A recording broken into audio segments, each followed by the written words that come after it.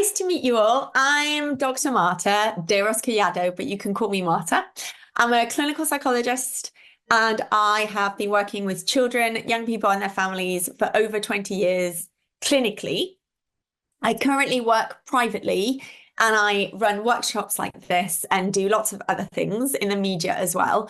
But within my NHS career, I wanted to share that I have worked in pediatric oncology teams at UCLH and at Guy's and St Thomas's, where I set up the TYA service, the Teenage Young Adult Service. And in that role as a clinical psychologist in oncology, working with children who had cancer treatment, I did meet some children and their families who had a brain tumor. So I wanted to share that so that you know a little bit that it's not just theory. I have some personal experience of this as a professional. And as Holly said before, there will be a little Q&A at the end as well. I've tried to keep it really simple and hopefully chatty enough because it can feel like a heavy topic. And if anyone, I haven't got the chat up, but if anyone's got a question, I'll answer at the end, but feel free to just drop them in as I'm going as well, because we can always come back to the slides and discuss. Okay, so first of all, the process of treatment, and you're all in treatment. That was my understanding. So I'm not going to talk about the diagnosis. I have to talk about the diagnosis. I've kind of skipped that bit because in my brief, I kind of understood that most of you have children who are going through treatment at the moment. And I think being diagnosed with cancer can feel like such an overwhelming diagnosis. I think cancer has such a big stigma around it. I think there's a lot of fear around the word itself. Some people avoid even saying it, the C word. And I really want you to know that there's no right or wrong way to feel about it. And your feelings are likely to change over the course of treatment with your children. And that's very normal. And also, if you have a partner, if there's more than one of you, or even if you're in a blended family, so there's a few adults around your child, it is very normal for adults to take different positions around treatment. So there might be the really practical, logical one, annotates all the appointments, has all the dates in the calendar. There'll be another one who's like the really emotional one who maybe feels really angry and really upset and, experiences all the emotions. And then there might be somebody who is quite anxious or quite fearful. These things are really normal and natural. And particularly around cancer, one of my experiences is that people tend to take on a role.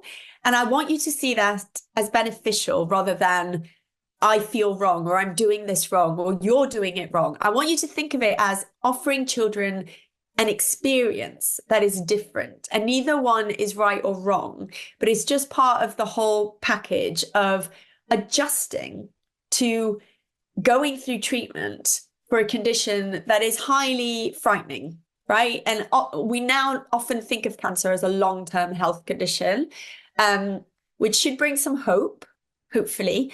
But of course, it's thought of as being life-limiting and also life-shortening. So it's important that we are aware that all of us within a family system might be feeling slightly differently. And of course, it might be very different from how our children feel. And I'm coming to that in a minute. So obviously, everybody gets impacted. But the thing I want you to hold on to about this, and if you're in the process of treatment, this might be a few steps before, but it's important in case no one's ever said this to you. I want you as parents to really set some strict boundaries about who knows what and when you talk about things. I think cancer has this ability of getting lots of people interested, which can be a real benefit to you if it becomes a team of support. But it can be incredibly stressful and really draining emotionally if what it becomes is a lot of curiosity from lots of people. And then you've got to be managing their emotions, their needs for information or, emotional kind of comfort alongside your own and your child's. So if you haven't thought about this before, this is what I used to say to all my families. Think of 5 people. Right? No more than 5. And some of you might have massive families, but that's okay. Think of 5 people who are going to be the key people that you might talk to a little bit more about the treatment process, about how many how many times you're going to the hospital, about how your child is doing, about the outcome of the blood tests, all those things. Okay. And those 5 people, they can be your messengers for others. But everybody else, I want you to keep a really tight boundary. So when they're curious and they're asking questions, it's okay to say, yes, our child is having treatment, or yes, they're feeling a bit better, or they're feeling a bit worse. Thank you for asking. That should be enough. Thank you for asking doesn't mean I'm going to tell you our whole entire history. Okay. And if it's family members, and often it's grandparents, in my experience, some grandparents, obviously they want to care and hold on to their grandchildren and hold on to you, but they can also have very strong emotions. And if those strong emotions end up impacting on how you feel able to rely on them as support, I want you to think of one of these 5 people who's going to be supporting them for their needs of information, of emotional support, of whatever it is, but not you. And that might feel really harsh, but it's about explaining to grandparents, we want you to stay a grandparent with our children because it's really important. Trying to sustain some normality is really important when we're going through cancer treatment. So think about that. If you've never thought about it, this is what this little slide is about. I want you to think about it, pause and reflect, and take some practical steps. And it's never too late to set a boundary. And boundaries don't have to be mean, don't have to be harsh. They can be loving. And one of the people that really needs some love right now is you, so that you can keep loving and caring for your child. So absolutely make that emotional burden of caring for everybody else around you as small as possible. Okay. How you support your child. And I think this is what most of you are here for. But again, I'm going to start focusing on you first, because to me, it's really important. So I want you to do the basics, because the basics isn't nothing. The basics are essentials, okay? You need to eat good food. You need to have enough sleep, and sleep can be a really tricky one. But if you can have what I call a reverse lie-in, which is you go to bed a little bit earlier, that can be really key, okay? I need you to grab rest as much as you can and try and move your body in ways that you enjoy. It doesn't have to be like running a 10K or, I don't know, doing an entire session of yoga. Any form of movement is good. Go for a walk in the woods, take your kid with you, any kind of dance. Put some music on and just jiggle a bit in the kitchen. It might feel like nothing, but in terms of our well-being and our mental health, we know that movement is really key. And when we go through something like cancer treatment, it's really important to give ourselves nourishment. I haven't added this, but I'm going to add this now. The other thing that is a really nice one to do is to offer yourself loving touch. And of course, you got a loving partner. Maybe you like a foot massage, go for it. Hands, great. Little head massage, wonderful. Really easy ones, hug each other. Hug your kids. Hug your partners if you've got them. Hug close friends. And actually hold them for about 20 seconds. It's a therapeutic hug. Sounds like 20 seconds feels like nothing, but when you're doing it, it feels like a long time, like an extended time. Your body needs an extended hug, and it helps to release stress. So we know this, that it actually releases stress. And you can also get some lovely hand cream, and also you can do this with your child no matter what age they are, and just teach your kid to kind of give themselves loving touch, giving their bodies something that's soothing and loving and warm. And of course, you can do it for them, but you can teach them that they can do it as well. The other thing you can try, it's really small. I think you can all see me, can't you? You can do this, which is like hug your face. I would suggest you try and hug your face so your elbows kind of touch. You just do this. Hug your face again for about 15, 20 seconds, not that long, but it's just enough for our bodies to find some grounding and to feel a release. And some people feel really emotional when they do this for 20 seconds. And if that's you, I want you to know that's just your body's way of regulating. And that's a good thing. Don't be ashamed, guilty, nada, okay? This is just our body's way of releasing that stress. And it's really helpful to do some of these little things with our kids too. But first of all, do them with you. Reach out for support. Think about, and these might be early steps, but throughout treatment, there's going to be changes alongside this process. Lots of people call it a journey. Don't know why. I don't love that word. But if you like that word, we can call it a journey. But I like to think of it more as like a process. And I think treatment can have real ups and downs. So sometimes you might feel like you don't need loads of support, but other times you might. So again, think about your network. Out of those 5 people, who can support you in ways that are, practical ways? How can you let them know when it's time for them to kind of show up for you? Are they the kind of person that would do that? And, don't be scared to ask. Because one of the things we know, like very clearly, is that people like to know how they can help you. But if you don't tell them, they won't do it, or they'll get it wrong. They'll do something that, like, they'll send you flowers, for example. And you're like, something else I have to look at in my house, and they die. And it's often not the kind of gift that you want. If instead what you'd like is somebody to bring you a roast chicken from the rotisserie, because then that means you don't have to cook dinner. Ask for it. Okay? Don't be afraid to ask. People want to support you. And hold on to hope.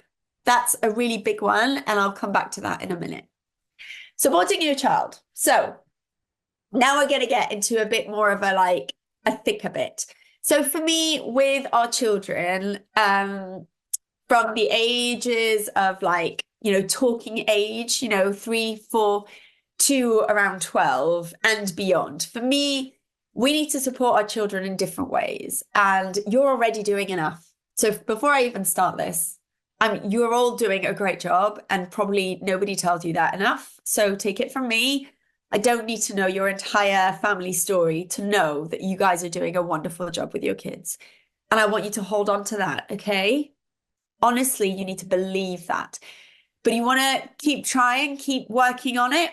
These are some little things to consider, okay? Don't try and make it perfect, but consider them. Involving kids in decision making is known to be one of the best ways to make them feel kind of well within all the things that come with a cancer treatment. It helps children get a sense of control. It gets kids' confidence up, right?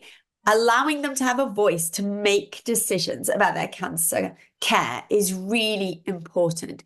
And even if they don't understand all the details, there are still little things that you can offer them choices and control over. So, for example, the best way that I like to involve kids is by asking them questions. You can just ask them things about, like, who do you like in your medical team? Who's your favorite nurse? Have a conversation about it. Who's your favorite nurse? Who's the best person on the ward? Who do you really like? Who do you like to spend time with when you're in treatment? What do you like to bring with you? Shall we pack it together? Shall we rotate some stuff? What did we take last time that was a bit boring? Should we take that out? That didn't work. What should we take instead? Okay, who do you want to share information with? Really key. If they're old enough, or even if they can talk, because I've got a 5-year-old and I would ask her this question, ask them, is it okay that I share this with grandma? Is it okay I share this with auntie, with our neighbor, with your best friend's mum? Sometimes children will say, no, I don't like it. And that's okay. They're allowed to have some privacy. And it's really important for you to know these things because it changes. So keep asking the questions, keep, getting to know what they like, what they don't like. What do they want to share back with their classroom if they're school age? What do they want to take as a memento? Is it a photo? Is it a video? Is it something to show?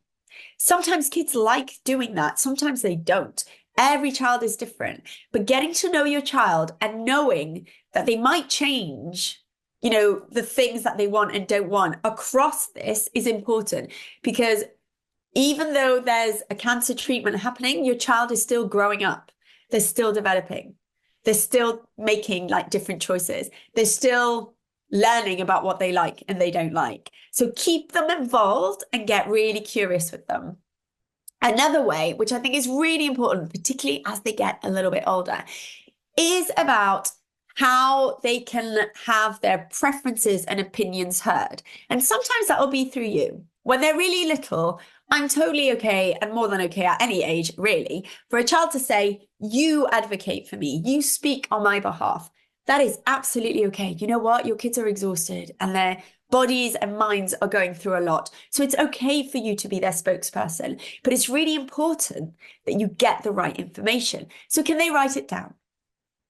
Do they want you to ask certain questions? Can you write those down? Can you think about, is there a preferred place that they like? Maybe they like a certain place on the ward that they would rather sit in rather than another.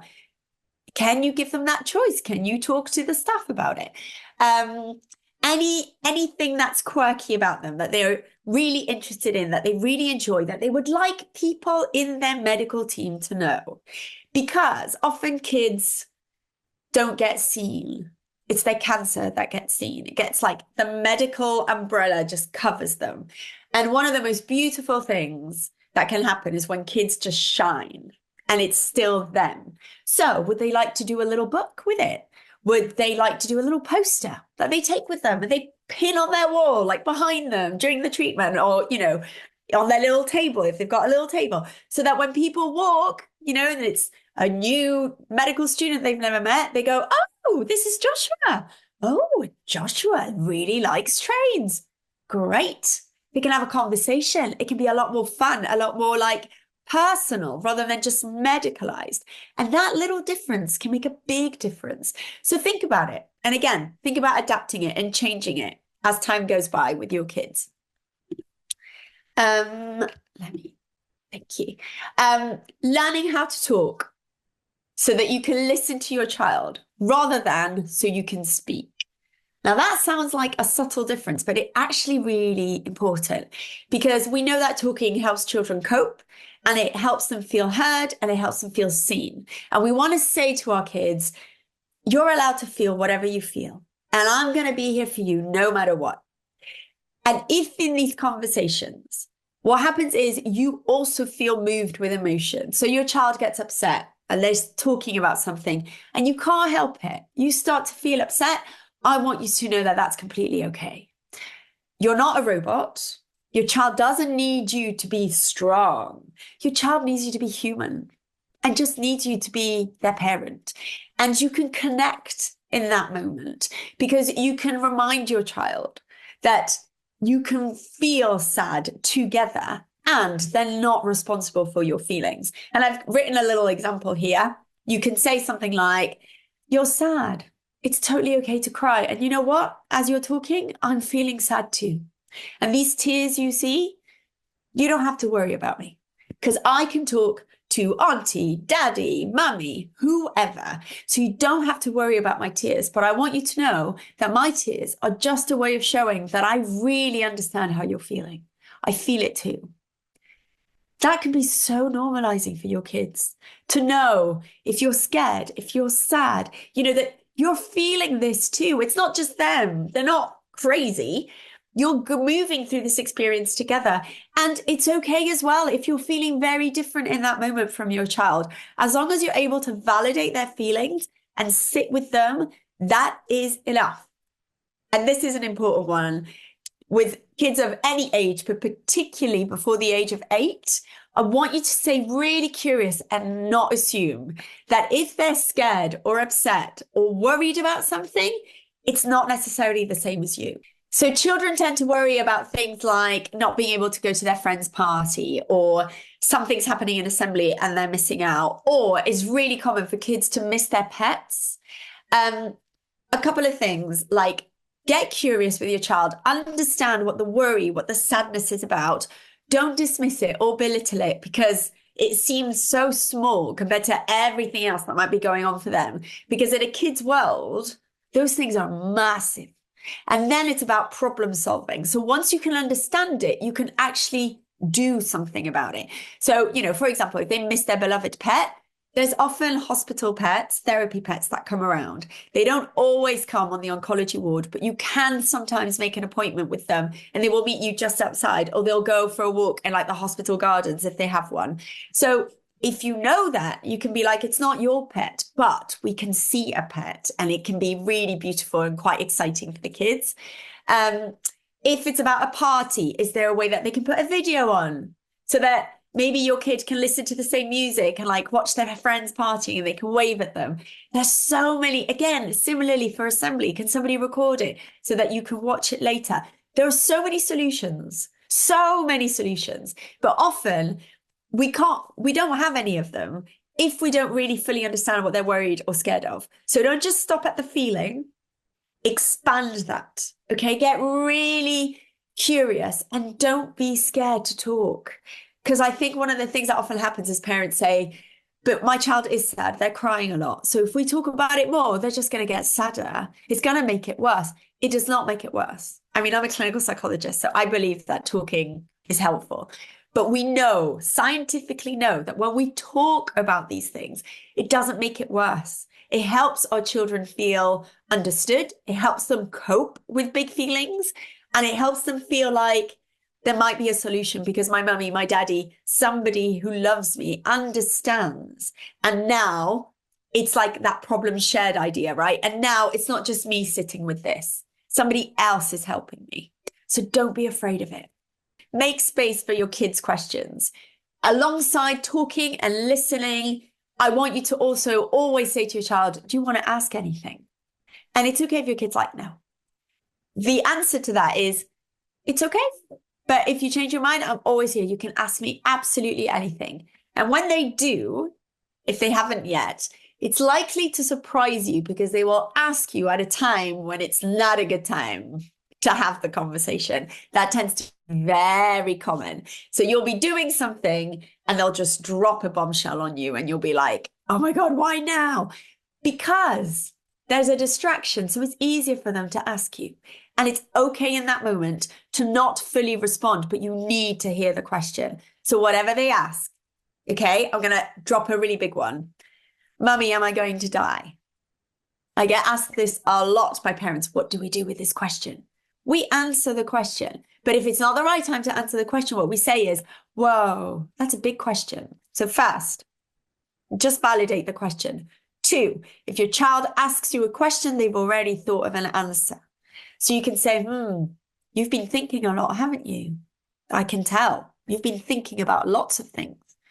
We need to talk about this. This is a really important topic. Or this is a really important question. This is a really important thing.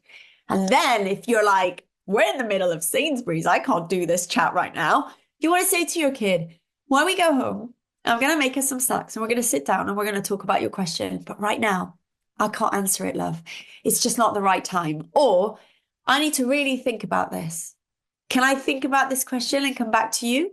Now, the important thing is that you do go back to your kid. You don't leave any questions unanswered. And when I say unanswered, I mean, the question about death for me is a question that is answerable in terms of everyone and everything dies. That's just a part of life because that's true. But I don't know when that might happen for you or for me or for our pets or for whatever, because we don't know. And that's a really hard thing to sit with, isn't it? Do we want to talk about this a little bit more? Do you want to talk about what that might mean, what it might look like, what you're scared of, what you're thinking about? Your kid has already started thinking about it. So it's really important that you talk. Are there things that you want me to know about what you're thinking about? Because we can talk about anything. That's the most important thing. We can talk about anything. And sometimes it's not the answer that your kid wants. They don't want a full answer. What they want is, can you listen to me? Can you tolerate the hardest questions? Can you hear my distress and just sit with me in it? That's all your kids want. I know that doesn't sound sometimes like a full answer, but it really is. They just want to know, if I bring this up with you, can you hear me out? And your answer should always be yes, absolutely. And remember what I said before, no matter what feelings come, you're allowed to be human, okay? Always allowed to be human. And this comes from, there was a little question in my brief about resilience. So I've kind of said this, but I want to like really cement it in kind of what we're talking about. We need to allow children to feel and to have emotions because that is what builds resilience. Resilience isn't built on just being tough. Stoicism isn't resilience. It's often a shutting down of emotion. Resilience comes from experiencing an emotion and acknowledging it and moving through to a positive outcome. So you can feel sad and you can cry and you can just let that go, once you've talked about it and you've been together, and then your kid might get up and start playing again or do something else. That is resilience. Your kid might be really scared of treatment and you talk about the fear and you do a little bit of problem solving and they have the treatment even though they're terrified and they scream, but they get through it. That's resilience. Resilience doesn't mean you don't cry, you don't shout, you don't feel, fear. That's not resilience. Resilience is we feel and we still find the tools to cope and move through. So I often hear that my kid isn't resilient because they screamed and shouted during a blood test. And I'm always asked the question, did they have the blood test? And if the answer is yes, I'm like, why did you think they weren't resilient? Well, because they were screaming. Yeah, but needles hurt. It's okay to scream when needles hurt. Did they keep their arm very, very straight? Yes. That's resilience. You're doing the thing that you don't want to do whilst being scared or in pain, but you're still doing it. That's resilience. Okay? So I want you to hold on to that because somebody asked about how do we build resilience? By talking about emotion, by sitting with emotion, by teaching your child that it's not a weakness to feel. And you need to model that as well. Okay. This is important because it is about building hope for both of you, all of you. But particularly for kids, it can be a really lovely thing to do, believe it or not. But celebrating small and big victories really matters. And I've got some ideas that come from my therapeutic work with children on the ward. So they may or may not fit for you. And I've kind of adapted them because I would do them differently if it was me on the ward with your kid. But so I've grouped them into make, writing, drawing, or growing. So make. So I don't know, but lots of hospitals run, oh my God, now I can't remember what it's called. A bead kind of activity, which is a really beautiful activity. But I know that some brain tumor kids don't get access to this. So if they don't, you can still do this, which is about going out there and finding some beads. By the way, this is for girls and boys, okay? This is non-gendered activity.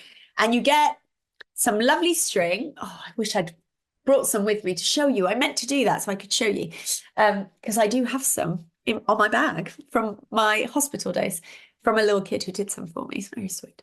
But you get, you just go and get some beads. You can buy them online on Amazon. You can buy like wooden ones. You can buy plastic, colorful ones, glass ones, whatever. If you're going to try it, try a few and then get your kid to name what each bead might represent. So just a few beads of each thing. So one of them might be a blood test. One of them might be a particular treatment that they're having. One of them might be going back to school or being off school, like events alongside cancer. There's also lots of other events that are important, a special day out, something like that. And every time they happen, those events, they put a bead. So it becomes like a story of what's happened. So when they look at it, they can go, oh yeah, and then that day after I had my blood test, we went for a walk in the park. I remember that because we met my friend because I put that bead, which is a friendship bead. It's a really beautiful way of storying this process of treatment. And lots of kids keep it like it's not beads like around a bracelet because they become quite long. It's like a lanyard. And some kids like to kind of have them like a garland. Some kids like to put them in a jar with some fairy lights. Looks really pretty. I'm giving you ideas of what kids have done, by the way. Some kids have them on their school bags, just like ropes, and they like to show their friends. All sorts of things that you can do. But it's a really nice way of storying the journey, and it can feel really positive.